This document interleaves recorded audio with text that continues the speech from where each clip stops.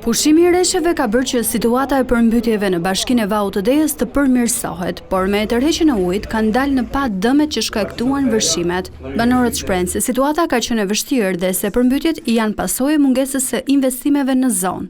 Dhe kam pa një vërshim të përmbytjes në masën mbi 1,50 m ujë mana, një dam kolosal, me dhomë gjumi, me guzhin, me pajisje që kam pas të brana për brana. Pëndova me quk të tovalina karije, për nivelli ujt I hodhi sipër, bani damet pa para, me frigorifera, me gjitha dhe mekanika zero jashtë shpërdrimit.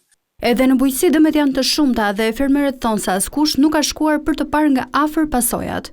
Pas s'ka kush me I pa me sy, pa atjeni ju që me I pa, deri në majet ullimit, sa s'duk, djenë nuk ashtë duk asë një lejnë, dhe s'kajt uj, I ka thy, I ka shkull, I ka rëzu, I ka mush me lam, sa me të thënë, të shirun tu kam pas rreth, vetëm unë, si person, I kam pas 25 kintal, 30 kintal ullimen. Na kanë bërë damet këzëdërushme, si në ullejnë, si në blektori, në të gjitha zona.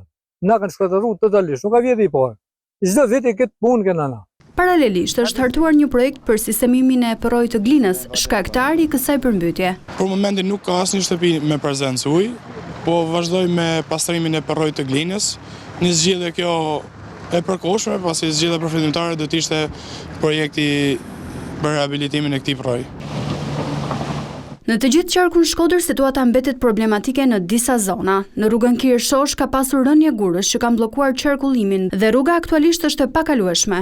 Në Puk si I pasojresheve, rrugët lidhëse të fshatrave janë të bllokuara.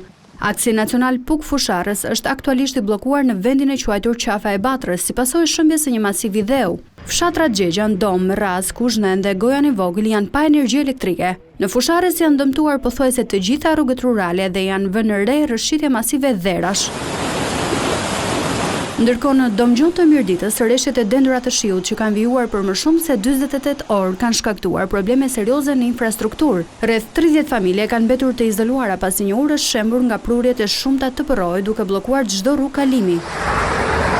Rreshtet kanë shkaktuar edhe përmbytjen e qytetit të Bulqizës, e gjithë rruga Tekura që lidh dy lagje të mbushur me ujë duke vështirësuar lëvizjen dhe duke u bërë burim aksidenti për automjetet që lëviznin në drejtim të Peshkopisë. Situata në zonë përsëritet sa herë ka rreshe për shkak të bllokimit të kanaleve kulluese anësore të rrugës së Arbrit dhe kanalit ujëmbledhës mes dy lagjeve të qytetit. Mbrëmjen e kaluar rreshet ishin në formë shtrëngate dhe krijuan probleme të ndryshme në rrugët nacionale të qarku Dibër, kryesisht me rënjen e gurve.